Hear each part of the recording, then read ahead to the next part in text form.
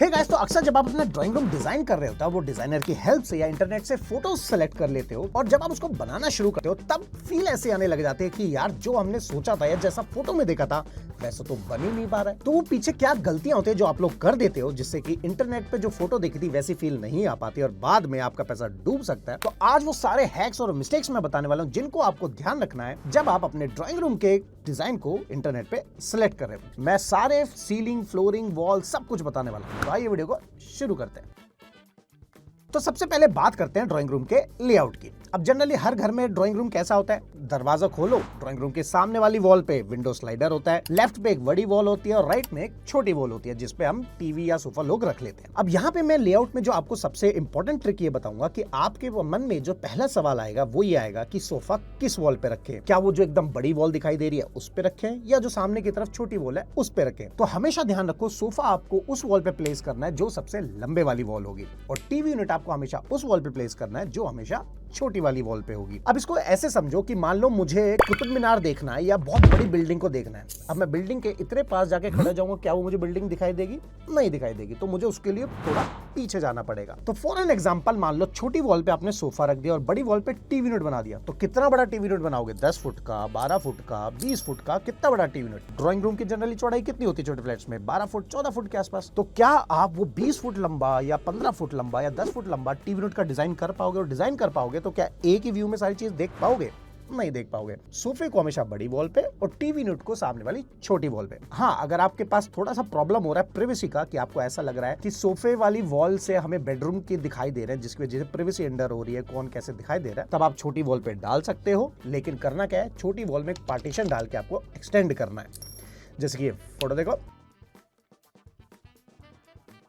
Second जो part आता है फ्लोरिंग। अब अक्सर लोग क्या करते हैं, सिर्फ पूरी थीम को नहीं देखते, मार्केट में जाते हैं, टाइल के शोरूम में खड़े हो जाते हैं और बहुत ही हैवी मेसी टाइल्स को खरीद लाते हैं। अब यहाँ पे करना क्या है, आपको टाइल्स वो वाली लेनी है जिसके अंदर जो रेशे हैं, जो ग्रेन्स हैं, वो बहुत ही लाइट वेटेड है। मतलब एक क्लासी और मिनिमल लग्जरी फील दे रहे हैं, ना कि मासी वाली फील दे रहे हैं। पॉइंट ये होता है कि हमें पूरे ड्राइंग रूम को एक सबमर्ज फील देना है, मतलब कि सारी चीज एक दूसरे को कॉम्प्लीमेंट करें और एकदम रिदम बन जाए, एक हार्मनी बन जाए सारे अंदर, राइट। तो आपको जो फ्लोरिंग लेनी है वो कौन सी लेनी है? जिसमें रेशे हमेशा कम होने चाहिए, राइट। अब बेस्ट इंटेक कोच फ्लोरिंग कौन सी रिकमेंड करता है, जरा उसकी फोटो देखो, राइट। अब ये अलग अलग कंपनी में अलग अलग नाम से हो सकती है, बट ये जो टाइल्स हैं ये ऑलमोस्ट सिमिलर ही सब में मिल जाती है, ब्रांड में चाहो चाहे आप नॉन ब्रांड में जाओ। सेकंड जो सवाल जब आप टाइल सेलेक्ट कर रहे होगे आपके मन में जो आएगा वो होगा कि यार हम फ्लोरिंग का साइज क्या लें? क्या हम 4 फुट बाय 2 फुट की टाइल लें, क्या प्लैंक टाइल लें, या 5 बाय 2.5 की टाइल लें, या 6 बाय 4 की टाइल लें? देखो, टाइल खरीदते साइज के टाइम पे आपको दो चीजों का ध्यान रखना है। नंबर 1, क्या आपकी लिफ्ट में वो टाइल आ सकती है और ऊपर आराम से जा सकती है? क्योंकि कई लोग 8-4 की टाइल ले लेते हैं, फिर पता चला लिफ्ट में ऊपर नीचे हो नहीं पा रहा। दूसरा, आपको ध्यान रखना है कि जो साइज आप ले रहे हो वो आपके रूम में वेस्टेज तो नहीं दे रहा। फॉर एन एग्जाम्पल इसको ऐसे समझो, सपोज करो मेरी एक ड्राइंग रूम का साइज है 20 फुट बाय 14 फुट का, ठीक है। 20 फुट ऐसे लंबाई होगी, 14 फुट चौड़ाई होगी। तो मान लो मैंने टाइल लगाई 4 बाय 2 फुट की, तो मैं 4 फुट प्लस 4 फुट, 4 4 8, 4 12, 4 16, 4 20, मतलब कि 5 टाइल आपकी प्रॉपर पूरी आ गई जिसमें कोई वेस्टेज नहीं हो। लेकिन वहीं आपने 6-4 की टाइल ले ली तो ऐसे करते करते आपकी आखिरी का 4 फुट का पीस वेस्ट हो जाएगा। तो मान लो अगर ड्राइंग रूम में जहां 20,000 की टाइल आनी थी अब आपकी 30,000 की टाइल आएगी, just because of that wastage. तो हमेशा टाइल लगाने से पहले वेस्टेज को कैलकुलेट कर लो। अगर लास्ट की टाइल में 1 फुट की वेस्ट आ रही है तो वो ठीक है, उसमें कोई दिक्कत नहीं है, वो चलता है। तीसरा पॉइंट आता है टाइल को लगाना कैसे है। तो हमेशा ध्यान रखो, बहुत सिंपल सी ट्रिक है, जैसा रेक्टेंगुलर पोर्शन होगा वैसे ही टाइल हमेशा लगती जाएगी। इससे रूम की विड्थ और लेंथ ज्यादा दिखाई देती है, रूम कॉम्पैक्ट नहीं लगेगा, छोटा नहीं दिखाई देगा। चौथा जो पॉइंट है, जब टाइल लगवा रहे होंगे तो उसमें एक छोटी सी चीज का ध्यान रखना है, जो टाइल स्कर्टिंग लगती है वॉल के फेस पे उसको वॉल के फेस पे लगाना है। वो इसलिए थोड़ा लग्जरी और मिनिमल क्लीन लुक दिखता है, तो देखने में बहुत सुंदर लगता है और मेंटेनेंस फ्री हो जाता है। नहीं तो होता है ना, जो स्कर्टिंग लगाते हैं उसके ऊपर डस्ट जमा होती रहती है, तो वो थोड़ा सा अच्छा नहीं लगता है, ठीक है। तो अभी हमने क्या सीखा? Furniture layout. सेकंड हमने देखा फ्लोरिंग और थर्ड अब हम देखने जा रहे हैं सीलिंग। पहली बात तो सवाल कि करानी है कि नहीं करानी, बजट तो बात की बात है। देखो, सिंपल सा फंडा है, अगर फॉल सीलिंग कराने के बाद आपको फ्लोर से सीलिंग की हाइट 9 फीट क्लियर मिल रही है तब तो फॉल सीलिंग करा। लेकिन अगर 9 फुट से नीचे आ जा रहा है, चाहे वो 2 इंच क्यों ना हो, आपको फॉल सीलिंग नहीं करानी है। इससे आपका रूम जो है वो बहुत ही छोटा और कॉम्पैक्ट दिखाई देगा और एक पैसेज, एक टनल जैसा दिखाई देगा। तो इस चीज का आपको ध्यान रखना है। बट आप कहेंगे यार मनीष, अगर हमारी 9 फुट से नीचे आ रही है तो हम क्या करें? कुछ नहीं करना ब्रो, आपको मैंने ऑलरेडी इस पे वीडियो बनाई हुई है, लाइटिंग विदाउट फॉल सीलिंग। बिना फॉल सीलिंग के भी घर फॉल सीलिंग से ज़्यादा बेटर कैसे बन सकता है। अब रिसेंटली ये मैंने जो वीडियो बनाई थी बहुत वायरल हुई, पूरे इंडिया में लोगों ने इसको अपनाया और एग्जीक्यूट किया, हमें डीएम किया कि सर ये ऐसे कर रहे हैं वैसे कर रहे हैं, और हमने उनको गाइड भी किया। तो अब हम ऑलरेडी जो प्रोजेक्ट्स कर रहे हैं जिसमें डिजाइन एग्जीक्यूशन हम खुद कर रहे हैं, जरा उसकी वीडियो देखो। अब इसमें जो आप ये लाइट चलते हुए देख रहे हैं, असल में सीलिंग पे ही लगी हुई लाइट है जो कि है प्रोफाइल लाइट, राइट। और जो साइड में लाइट्स देख रहे हो स्पॉट लाइट्स, वो है बेसिकली सिलेंड्रिकल सीओबी लाइट्स, मतलब कि दोनों लाइट। एक लाइट का काम है जो कि प्रोफाइल है, उसका काम है पूरे रूम को लिट अप करना, और वहीं जो दूसरी स्पॉट लाइट्स हैं उनका मतलब है कि हमारे सेंटर पीस या हमारे जो सुंदर पीसेस है उन पे एक स्पॉट डालना। इसीलिए लाइट का मिक्स कॉम्बिनेशन यहाँ प्ले होता है। तो सबसे पहला सवाल कि अगर फॉल सीलिंग हाइट नहीं मिल पा रही है या बजट नहीं है तो लाइटिंग कैसे करनी है। लेकिन अब जिनके पास 9 फुट की क्लियर हाइट मिल जा रही है फॉल सीलिंग के बाद, तब उनके लिए बेस्ट डिजाइन कौन सा होगा वो जानते हैं। देखो, सबसे जो बेस्ट डिजाइन होता है वो होता है रिवर्स कोव सीलिंग, जिसके अंदर आपको एजेस को कर्व रखना है। जरा फोटो देखो, राइट। ये सबसे बेस्ट डिजाइन होते हैं, मिनिमल, क्लीन, लग्जरी फील देते हैं। और कर्व जो ऐड करने से क्या होगा कि आपका लग्जरी एक लेवल ऊपर हो जाएगा। अब पहले आपको मैं कुछ डिजाइन दिखाता हूँ जो आजकल मार्केट में बहुत ट्रेंड में बहुत सुंदर लग रहे हैं। जरा ये फोटो देखो।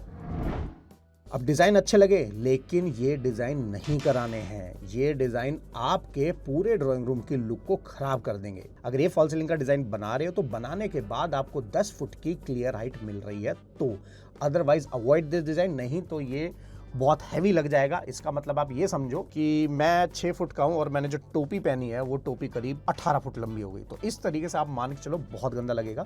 तो ये डिजाइन आपको हैवी डिजाइन नहीं करने, बहुत ही सिंपल और प्लेन करने। कौन सा डिजाइन नहीं करना है? जो बॉर्डर वाला डिजाइन चलता है ना चारों तरफ, ये नहीं करना है, इस चीज का ध्यान रखना है। उसके बाद जो मटेरियल इसमें कौन सा यूज करना है, पीओपी वर्सेस जिप्सम, इसमें ऑलरेडी वीडियो बना चुका हूं, या आप कहोगे तो एक बार फिर से वीडियो बना दूंगा, लिंक आई बटन में। अब अक्सर जो लोग गलती करते हैं, जो पूरे ड्राइंग रूम में सबसे पहला इंप्रेशन वॉल होने वाला होता है वो होती है उसकी विंडो स्लाइडर, जहां पे क्योंकि आप सीधा अंदर डोर खोलोगे इस ड्राइंग रूम की तरफ, लेफ्ट पे एक वॉल होती है, राइट पे और सामने विंडो स्लाइडर ही दिखाई देता है। तो वहां क्या गलती होती है, अब उसके बारे में बात करते हैं। तो इसी से हमारा नेक्स्ट पॉइंट आता है, दैट इज पेलमेट। पेलमेट क्या होता है जरा फोटो देखो, राइट।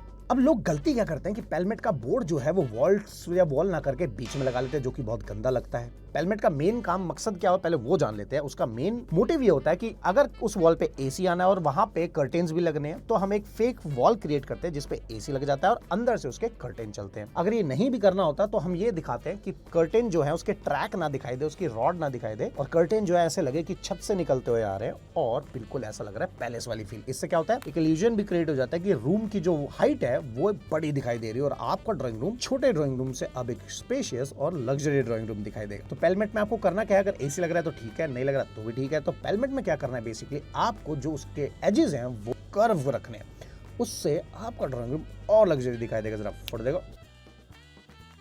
अब बात आती है इस पेलमेट की विड्थ कितनी रखनी है। हमेशा कम से कम 8 इंच रखनी है। वो इसलिए क्योंकि जब दो पर्दे शेयर और कर्टेन आपस में चले तो टकराए नहीं। ये ना हो कि आप मेन कर्टेन खोलो पीछे से शेयर भी खुल जाए, वो नहीं करना है। और शेयर डालने ही डालने हैं, ये हमेशा ध्यान रखो। शेयर नहीं डालोगे तो आपका घर बिल्कुल सुंदर नहीं दिखने वाला है। तो ये मोस्ट इंपॉर्टेंट पार्ट है, कर्टेन प्लस शेयर का प्रोविजन आपको लेके चलना है। इफ इन केस मान लो अगर आपके पास पेलमेट का ऑप्शन नहीं मिल रहा है, पेलमेट नहीं बन पा रहा है, तो आपको कर्टेन जो डालने हैं वो रॉड की जगह ट्रैक लेनी है जो सीलिंग माउंट होती है। जरा वीडियो देखो।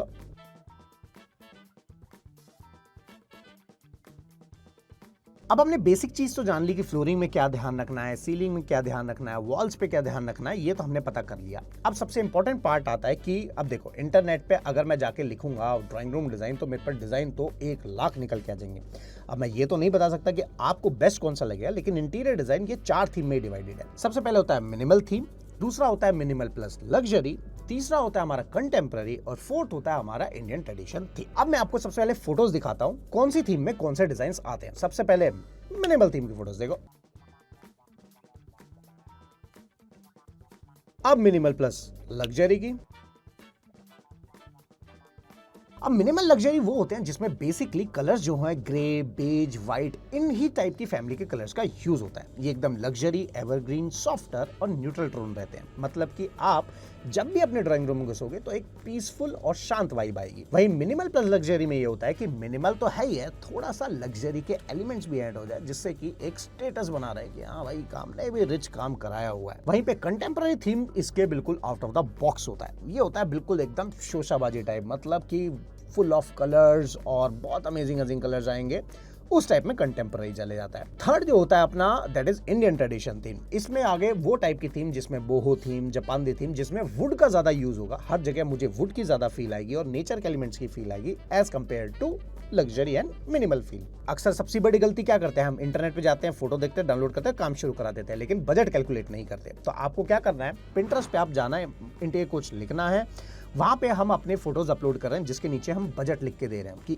इस टाइप का डिजाइन बनाने में कितना पैसा खर्चा होगा। और वहीं दूसरी तरफ हम ये भी देख रहे हैं कि होता क्या, पिंटरेस्ट पे क्या होता है, सामने की वॉल की फोटो मिल गई लेकिन इसके अपोजिट वाली वॉल कैसी दिख रही है वो नहीं पता, तो क्राउजल डाल रहे हैं। तो वहां आप चले जाओ और व्हाट्सएप चैनल को फॉलो करना, सेम चीज हम वहां पे भी डालते हैं, तो आप दोनों जगह से ये चीजें देख सकते हैं। तो ये तो थी ब्रॉड वीडियो, मतलब ऊपर ऊपर से। अब आने वाली इस सीरीज में मैं क्या करने वाला हूँ कि प्रॉपर टाइल चूज करते हैं तो क्या ध्यान रखना है, वो ड्राइंग रूम में कैसी टाइल होनी चाहिए, वो सीलिंग में लाइट कैसे लगानी है, किधर किधर डालनी चाहिए, ये पूरी डिटेल एक सीरीज अब चलने वाली है, जो कि बेडरूम वाइज, कोजी बेडरूम कैसी होनी चाहिए, ड्राइंग रूम कैसा होना चाहिए, किचन, सब आने वाला है। तो रेडी हो जाओ, ठीक है। तो मिलते हैं नेक्स्ट वीडियो में, टिल देन गुड बाय। और 31 जनवरी को माही का अपडेटेड वर्जन आ रहा है जो आपको जल्दी पता लग जाएगा।